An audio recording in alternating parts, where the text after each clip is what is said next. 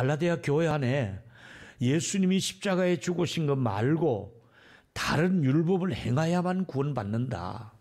그리고 우리의 노력을 다 보태야만 구원받는다. 자기 공로주의, 율법주의 이런 것을 다 계속해서 연결해야만이 완전히 구원받는다고 유대에서 내려온 그 예루살렘의 지도자들 중에 혹 이런 잘못된 가르침을 전한 사람이 있어서 단호하게 사도 바울이 그걸 말씀하고 있습니다. 만약에 여러분의 자녀들이 우리 교회를 잘 다니고 있는데 혹은 또 건강한 교회를 잘 섬기고 있는데 자꾸 다른 이단에서 와서 그들을 유혹해서 데리고 가려고 그러고 또 이단들이 여러분의 자녀들의 집에 들락거리면 여러분들이 가만히 놔두면 안 되잖아요. 단호하게 그래서는 안 된다고 이렇게 엄하게 얘기할 수밖에 없지 않습니까? 성도들을 보호해야 되니까. 성도들이 이단 사상으로부터 보호하는 것이 목회자의 의무이니까. 바울은 분명하게 선포했습니다. 갈라디아 5장 4절에 율법 안에서 의롭다함을 얻으려 하는 너희는 그리스도에게서는 이미 끊어지는 줄 알아라. 그리고 은혜에서 떨어진 자로다. 그리스도께서 우리를 위하여서 십자가에 죽으심으로 율법이 다 채우지 못하는 그 일을 다 이루어 주셨는데 너희들이 다시 율법을 붙들고 구원받겠다고 생각하면 그리스도하고는 멀어질 수밖에 없고 은혜하고는 끊어질 수밖에 없지 않느냐. 이렇게 단호하게 말씀을 하신 것이지요. 그러면서 갈라디아 교인들을 향해서 책망할 때 어리석은 갈라디아 교인들아, 예수 그리스도께서 십자가에 못 박히셨는데 왜 예수님이 십자가에 못 박은 것이 부족해서 다른 것을 자꾸 얘기하느냐. 예수님 한 분이 십자가에 못 박혀 죽으심으로 내가 받을 모든 저주를 나무에 달려 담당하셨는데 그거면 족하지. 왜 자꾸 다른 것을 요구하고 다른 것을 받아들이려고 하냐. 어리석은 갈라디아 교인들아. 이렇게 책망하고 있지 않습니까? 여기서 두 가지 아주 기본적인 진리를 하나 제가 말씀을 드리고 들어가겠습니다. 첫 번째가 뭐냐면 성경입니다. 우리가 늘 대하는 이 성경의 권위는 모든 인간의 어떤 권위보다도 최고의 권위가 성경입니다. 자기 생각이 아무리 옳다 하더라도 또 좋은 생각과 전통을 가지고 있다 할지라도 성경의 권위 위에 두면 안 됩니다. 우리와 로마 가톨릭의 차이가 바로 여기 있습니다. 로마 가톨릭에서는 성경 무엇을 동시에 교황 무엇을까지, 교황님이 하시는 말씀은 성경하고 똑같다. 성경이 무오한 것처럼 교황님이 하신 말씀은 무오하다. 이건 아니지 않습니까? 우리가 그 교황님이라 할지라도 타락한 인간이잖아요. 그렇기 때문에 무오할 수가 없는 거예요. 오류가 있는 거예요. 성경은 오류가 없지만은 교황의 말에는 오류가 있거든요. 그래서 그 무엇을 우리가 성경 위에는 무엇이 있을 수가 없어요. 성경만이 1.1획도 변함이 없는 하나님의 말씀이거든요. 이 성경의 권위를 우리가 믿어야 되는 거예요. 또 두 번째 진리는 죄악된 인간이 자신의 의가 아닌 내 의 가지고는 안 되니까 오직 십자가에서 못 박혀 죽으시고 살아나신 그 그리스도의 의로우심이 있어야만이 구원받는다는 거예요. 내 의를 내세워서는 내 의는 도저히 구원받을 수가 없는 미달된 의잖아요. 지푸라기와 같은 의거든요. 누더기와 같은 오이를 입고 있거든요. 그래서 예수 그리스도께서 입혀주신 그 의 외에는 다른 의가 필요하지 않다고 성경은 성경의 권위를 얘기한 것 동시에 예수 그리스도께서 우리에게 의롭다함을 주셨다는 사실을 말씀하는데 이게 바로 종교개혁의 핵심이지 않습니까? 오직 믿음으로 의롭다함을 받는다. 의롭다함을 받는 것은 오직 예수 그리스도를 믿음으로만이 의롭다함을 받는다. 이 과정을 우리가 확실히 알고 계셔야 된다는 사실입니다. 사도 바울이 갈라디아 교회 편지 중에는 이 두 가지 진리를 분명히 전하기 위해서 이 두 가지 진리를 받아들이지 않는다면 화가 있을 것이다. 진노를 받게 될 것이다. 그렇게 말씀하고 있습니다. 왜 그렇습니까? 복음을 선포하는데 복음 외에 다른 것이 들어오지 못하도록 아예 차단을 시켜버리고 복음만 하면 충분하다. 복음을 받아들여야 된다. 다른 걸 전하면 저주가 있을 것이다. 이렇게 말씀하고 있습니다. 그런데 여러분, 이 복음을 전하게 하시려고 하나님이 어떤 과정이 있었는가? 이걸 놓치면 안 됩니다. 하나님이 복음을 전하게 하시려고 하나님이 어떤 과정이 있었는데 그 첫 번째 과정이 뭐냐 하면 하나님께서 사도 바울을 구원하시고 그리고 사도로 세우시고 복음을 전하기 위해서 어머니의 태로부터 그를 택정하셨다는 말씀을 하고 있습니다. 내가 우연히 사도가 된 거 아니야. 내가 알고 보니까 성령의 감동을 받고 보니까 나는 어머니의 태중에 있을 때부터 하나님이 나를 쓰시려고 나를 택정해 주셨다는 사실을 바울이 깨닫게 된 것입니다. 갈라디아 1장 15절에 보니까 내 어머니의 태로부터 나를 택정하시고, 여기서 예정론이 나오잖아요. 우리 장로교는 예정론을 믿어요. 하나님이 이미 예정하셨기 때문에 내가 하나님의 가족이 되었다는 것이지요. 자녀가 된 것이요. 그리고 부르신 거예요. 부르시고 그 다음에 그 아들을 이방인들에게 전하기 위해서 나를 이렇게 사용하고 있다고 말씀하면서 아주 중요한 단어는 어머니의 태로부터 나를 택정했다는 거예요. 아니, 어머니의 태중에서 뭘 보고 그가 뭘 할 줄 알고, 그러나 하나님의 주권 속에는 내가 너를 모태에 있을 때부터 내가 계획한 바가 있어서 너를 불렀다 말씀하는 거예요. 여러분, 어느 대기업에서 임신했다는 소식을 듣고 그 아이가 태어나면 우리 회사에 이사로 데리고 올 거야. 그 아이가 태어나면 앞으로 이 나라에 별을 달 장군을 만들 거야. 누가 그걸 보장할 수 있겠습니까? 근데 하나님은 태어나지도 않는 사도 바울에게 네가 태어나기도 전에 나는 너를 복음을 전하는 사도로 쓰기 위해서 내가 너를 불렀다. 이렇게 말씀하고 있는 겁니다. 이렇게 이해하시면 되겠습니다.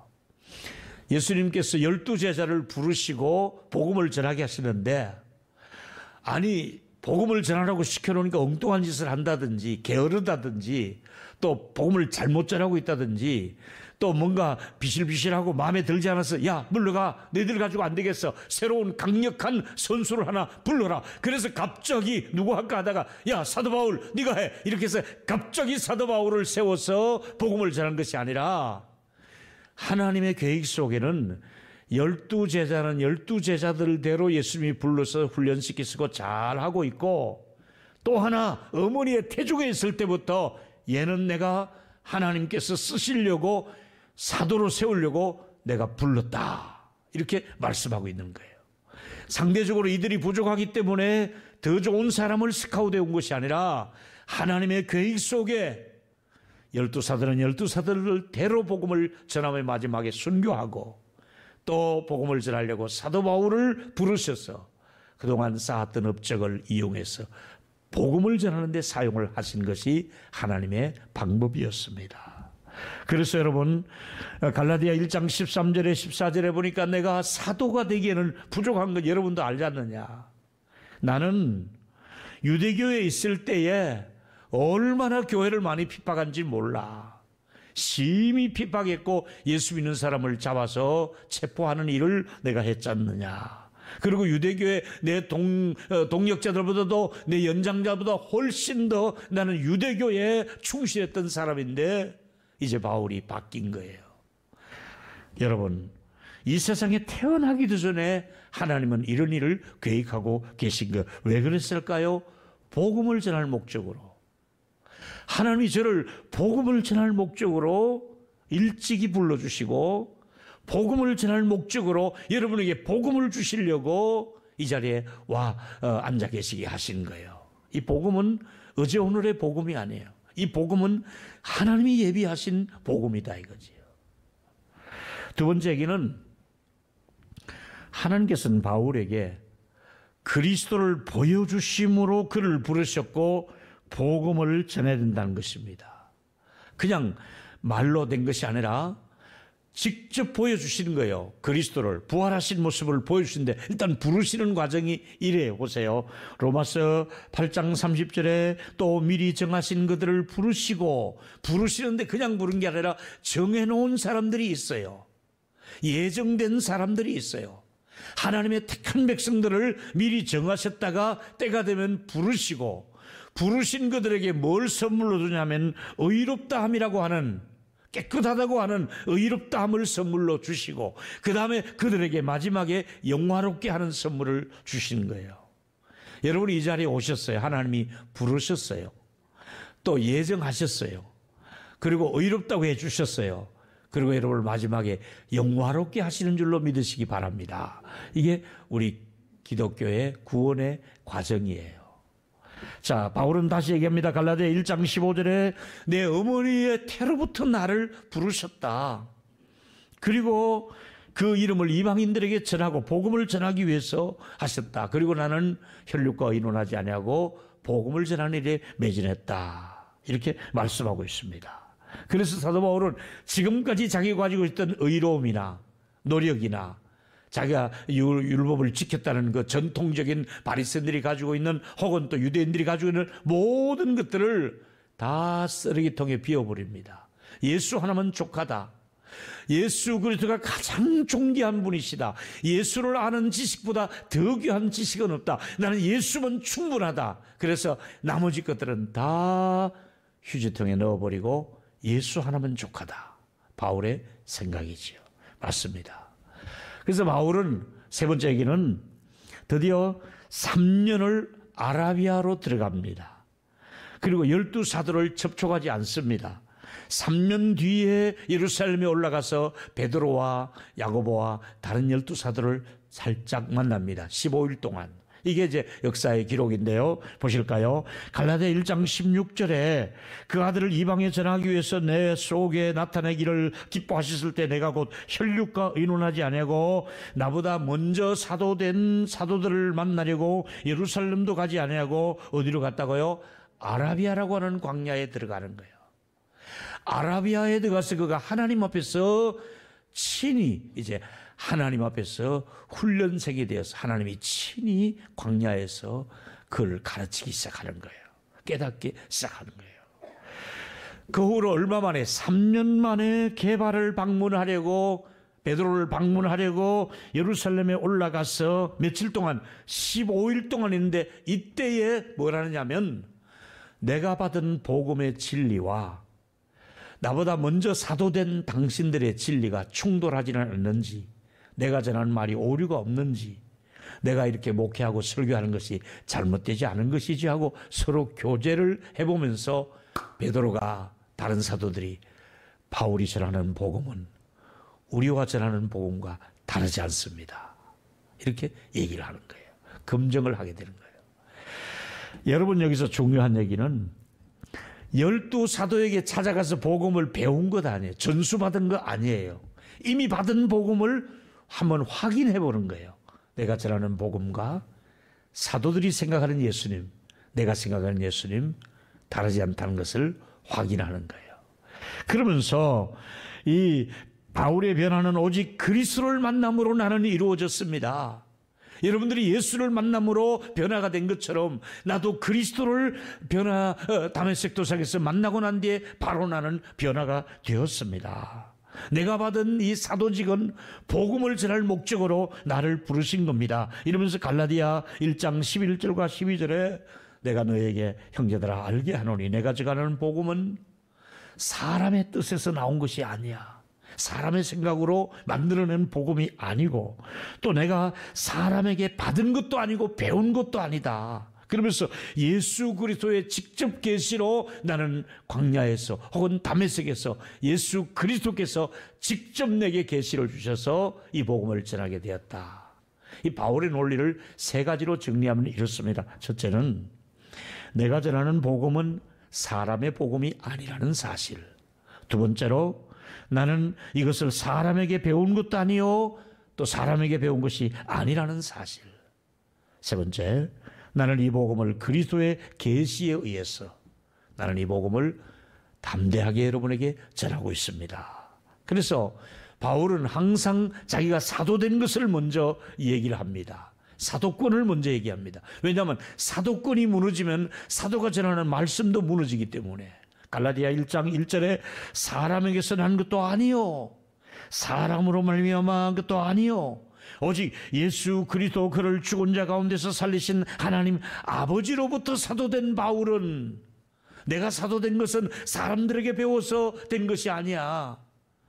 사람들이 나를 만들어준 사도가 아니라 하나님이 친히 나를 사도로 세웠다. 그러면서 내가 하는 말은 하나님께로부터 받은 말씀, 나는 사람들에게 배운 말이 아니라 하나님이 나를 사도로 세우시고 하나님이 나에게 주신 말씀을, 하나님의 말씀을 전한다고 말씀하고 있습니다. 그래서 사도 바울의 생각은 이런 생각입니다. 네 번째, 단호한 결심 중에 하나가 나는 사람을 기쁘게 하려고 목회하지 않는다. 하나님을 기쁘시게 한다 이거지요. 여러분, 갈라디아 1장 10절에 이제 내가 사람을 좋게 하랴 하나님을 기쁘게 하랴. 참 바울은 뛰어난 우리가 리더십 가운데 바로 이런 부분이죠. 사람에게 기쁨을 구하랴. 내가 사람에게 기쁨을 구하면 내가 그리스도의 종이 아니라 사람의 종이 되는 것 아니냐. 그러면서 그리스도인의 종들의 마음가짐 가운데 하나님을 먼저 우선순위에, 하나님의 말씀을 먼저 우선순위에 두고 사람들에게 인정을 받는 것은 두 번째 일이다 이거지. 먼저 하나님께 인정을 받고 사람들에게 인정을 받아야 되는 거예요. 여러분 오해하지 말고 들으세요. 보수와 진보 신앙이 다른 것은 바로 이거예요. 보수 신앙은 하나님의 말씀의 권위를 그대로 인정하고 사람들에게 초점을 받친 게 아니라 하나님이 뭘 원하시는가, 하나님의 뜻대로 하자, 이게 보수신학의 목적이고요. 진보는 사람들이 뭘 좋게 하는가, 사람이 먼저인 나라, 사람들을 기쁘게 한다 이거죠. 틀린 것은 아니에요. 그러나 순서적으로 무게를 어디에다 두느냐에 따라서 보수와, 그래서 보수 쪽의 사람들은 오직 조금 막혀있죠. 하나님만 사람들에게는 좀 부족해요. 또 진보는 너무한 것이 하나님의 뜻은 저리 관계없어요. 사람들이 뭘 좋아하느냐, 사람들이 기뻐하는 쪽에다가 초점을 맞추고, 이게 이제 서로 어느 건 나쁘고 어느 건 좋다는 게 아니라 우선순위가 그렇다 이 말이지. 저는 여러분들에게 하나님께 먼저 인정을 받는 여러분 되시고 그 다음에 사람들에게 인정받는 저와 여러분이 되기를 축복합니다. 어떤 사람들은 사람들에게는 인정받는데 하나님께 인정을 못 받으면 안 되잖아요. 둘 다 인정을 받아야 되는데 하나님께 먼저 인정을 받고 칭찬 듣고 이어서 사람들에게도 칭찬과 인정을 받는 것이 순서인 것 같습니다. 내가 사람을 기쁘게 하랴 하나님을 기쁘게 하라. 바울이 대답을 줬잖아요. 나는 사람을 기쁘게 하는 것이 아니라 하나님을 먼저 기쁘게 하고 싶다. 바울이 역시 하나님께로 배운 대로 우리에게 말씀해 주는 거예요. 다섯 번째 얘기는 마지막으로 사도 바울이 비장한 각오로 심각한 분노를 표현한 것 중에 하나가 다른 복음을 전하면 그 누구라도 저주를 받는다는 얘기지요. 이미 읽었지만 갈라디아 1장 8절에 보니까 우리가 혹은 하늘로부터 온 천사라 할지라도 우리가 전하는 복음 외에 다른 복음을 전하면 저주를 받을 것이라. 여러분, 바울이 전하는 복음은 자신의 것이 아니라고 분명히 얘기했잖아요. 사람들에게도 배워서 전수하는 것도 분명히 아니라 하나님의 계시에 의해서 하나님이 친히 우리에게 이 말씀을 주셨는데 이 말씀에 다른 불순물을 섞으려고 하지 말라. 예수님이 우리의 의롭다함을 주셨다 하고 예수님이 십자가에 죽으심으로 우리의 모든 저주를 담당했다 했으니 이거 하나면 충분하지, 다른 걸 자꾸 거기다가 섞어서 구원을 완성해야 된다고 생각하지 말라. 예수면 충분하다. 그래서 어떻게 말합니까? 사람이 인정하거나 인정하지 않거나 나는 물러설 수 없는 것이 복음을 방해하고 복음을 전하는 것 이외에 다른 것을 자꾸 섞어서 가르치는 것은 허락할 수가 없다. 이렇게 단호하게 이야기를 했습니다.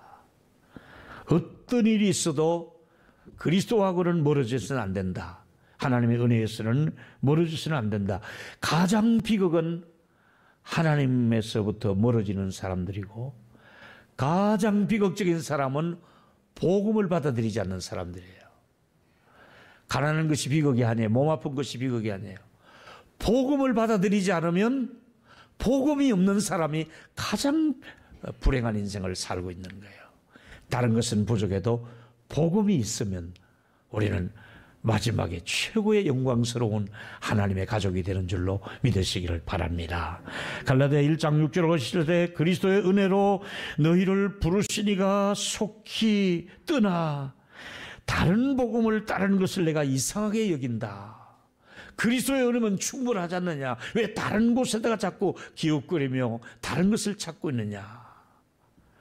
다른 복음은 없나니 다만 어떤 사람이 너희를 교란하여 그리스도의 복음을 변질된 복음, 잘못된 복음을 듣고 여러분이 현혹되는 일이 없도록 오직 예수님의 십자가의 죽으심과 부활하심이 그것만 있으면 나에게는 충분하다. 그 얘기입니다. 여러분 갈라디아서 1장의 핵심을 얘기하라면 한마디로 복음의 등을 돌리지는 말아라. 문화적인 차이는 있을 수가 있다. 습관이 다를 수도 있다. 행동도 다를 수가 있다. 그러나 복음 앞에만큼은 그대로 복음을 받아들여라. 저와 여러분, 예수 그리스도께서 십자가에 죽으시고 날 위해 부활하셨다는 나의 죄를 담당하신 이 복음에 여러분들이 등을 돌리지 않는 저와 여러분이 되기를 축원합니다. 복음에 등 돌리면 안 됩니다. 복음과 멀어지면 안 됩니다. 어리석은 갈라디아 교인들이 복음 외에 딴 쪽으로 자꾸 마음을 가기 시작하니까 바울이 어리석도다 갈라디아 사람들이여 예수님이 십자가에 죽으셨는데 너희들이 왜 그러느냐.